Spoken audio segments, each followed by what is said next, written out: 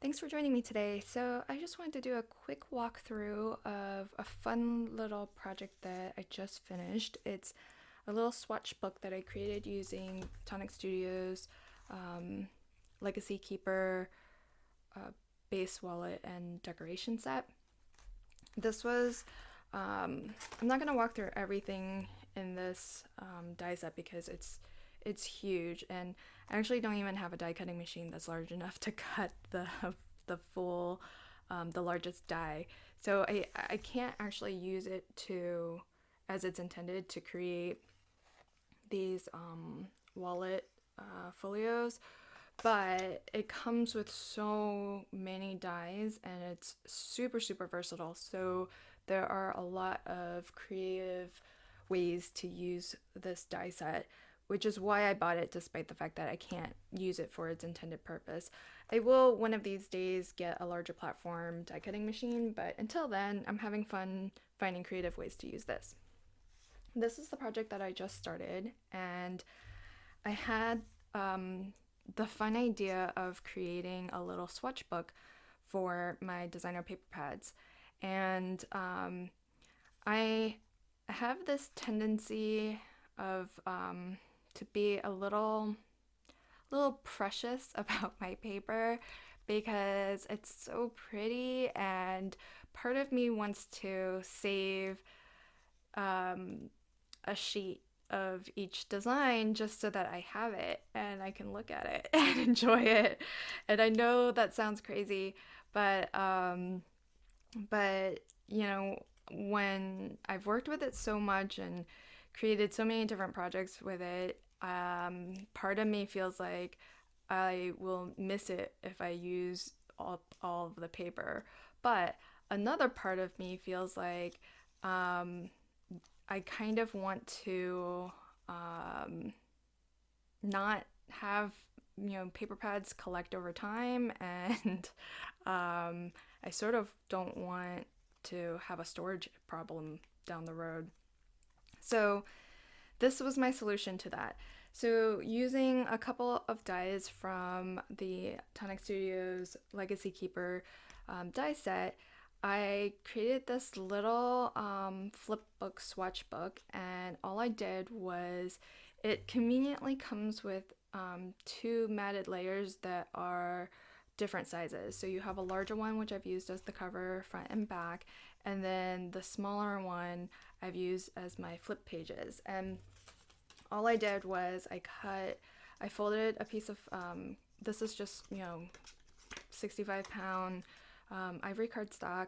I folded it in half, and then I'll pull out the die here. I lined it up so that it basically would cut up until the bottom starts to curve, and that way the fold doesn't get cut out and you end up with a little like 4-page, I guess it could be sort of a signature. And so what then I did was I'm gonna be swatching my solid cardstock too. So with my pattern paper, I just cut out using the exact same die, and then I used my ATG tape runner and just adhered it to each page. So then now I have this neat, it's tiny, it's only, it's not super tiny, but it's pretty small, 4¼ by 2 1/8.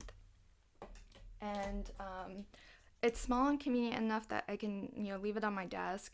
I can flip through it and look at it. This particular paper pad was convenient to be swatched this way because a lot of it, even though it's a 12 by 12 paper pad, a lot of it's small repeating patterns. So I know with a lot of 12 by 12 papers, there's larger graphics, and so you really need to see the paper in its entirety to really appreciate the design. But this one swatched really nicely and easily. You really get a sense for what's included. And now that I have this, I feel free to use up the rest of the paper, so I can go ahead and do that and not have that sitting around. And additionally, it's functional too, because now that I have it, I can look at it not just to enjoy, but if I have a particular project in mind, I can actually flip through and see, oh, which papers do I want to use out of this paper collection?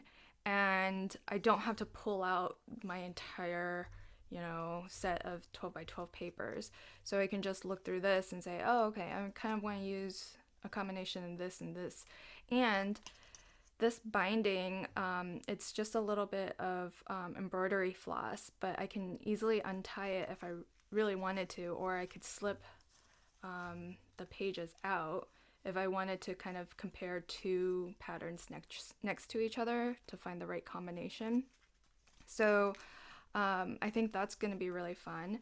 This last page here, I actually might recut it because I cut it with the wrong size die.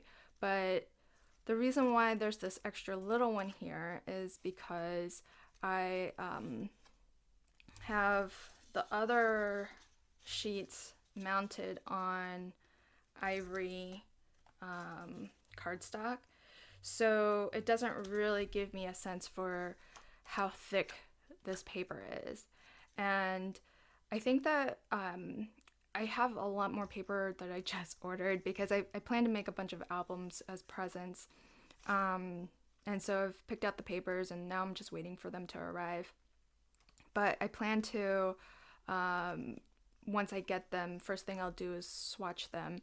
And one of the things that is nice to know about any sort of brand or paper pad is how thick the cardstock is, because especially if you're creating albums and you're layering a lot of different pattern papers, or you're looking to have a particular sturdiness, it's nice to know what how thick the paper is.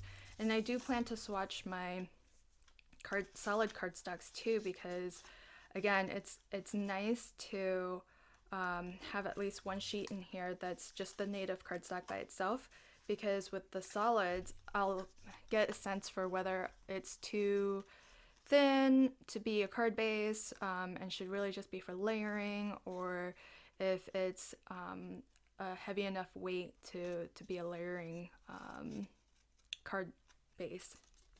So I'll go back and kind of fix this one so that it's the same page as the rest, but it's because it's just tied with the embroidery floss, it'll be easy to go back and fix that. Now with the solid swatchbook that I plan to create, what I'm gonna do is put the solid colored cardstock here, and then on the back I'll probably write what brand it is, the paper weight, and if it has a unique name. That way, because I'm not really brand loyal, I suppose. I'm always trying different brands and just seeing what I like. And so what I plan to do is put all of my blue cardstock into one swatch book. That way, when I need to find a nice solid color for a matted layer, then I can bring out my blue swatch book and then just flip through all my blues and see which one matches perfectly. And I can hold it up to my project or hold it up to my design paper and say, oh, okay, yeah, that's a good match, or let me just flip through and see if I can find the perfect match. And that's going to be so much easier than pulling out all of my cardstock from wherever they're at in their 8.5 by 11 or 12 by 12 size sheets and comparing them. So I'm really excited to put that together, and maybe when I have everything cut out, I can do a little tutorial video just so that you can actually see me build one of these. But I just wanted to share this quick little project because it didn't take super long. It's a lot of die cutting, but it didn't take me that long to do, and it was so fun. And I'm definitely going to make it a habit to actually swatch my designer paper pads first thing, because I'll show you why. This one I did sort of after the fact, after I've already created a couple of projects, and so I just used my scraps to cut, and so there's some inconsistencies. You can see that base, this is the base page, so you can see that showing on a lot of these, and I'm a little bit OCD when it comes to these things. I like for everything to kind of be neat and tidy like this one, but I'm also frugal, so I didn't want to, if I had the scrap, I wanted to use the scrap as opposed to cutting into a new sheet or a larger piece. So I guess that's where my line is. But I think it turned out great. It still serves its purpose, and I really love it. And I think that it's going to be really useful for paper pads like Graphic 45 or Prima, where you can actually buy individual sheets as well. So once I have this swatched and let's say I use up, all of a particular pattern, I'll still have a little swatch of it, and if it turns out that that's the perfect design for a future project, I'll know what to order, where that paper came from, and how to reorder maybe a single sheet if I didn't want to buy an entire packet paper pad. So that's this little project. I hope that you find some inspiration, and maybe if you have this particular die set or another die set that is similar, you could do, I think just the concept of making a swatch book out of your pattern paper is pretty cool in and of itself, but I also think that it's a fun, creative use of a set of dies that really it wasn't intended to be used this way, but it's just another way to kind of stretch your products and think of dies as shapes that you can then put together in different ways. So and that's really cute too, the little hearts that's in that die set too. So thank you for joining me, and if you subscribe to my channel, then you'll get notified when I have an actual tutorial of how to put one of these books together. Until then, happy crafting, stay safe, see you later.